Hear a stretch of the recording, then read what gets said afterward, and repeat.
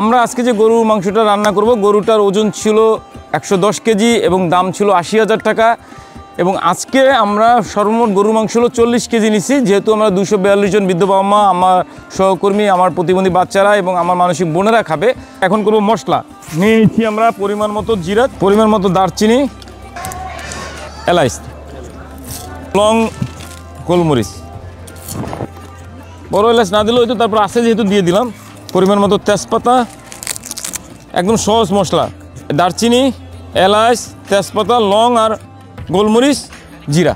মশলা যত বেশি দেবেন, অনেকে বলে স্বাদ হয়, এটা হলো ভুল কথা। কারণ মাংসের একটা স্বাদ আছে।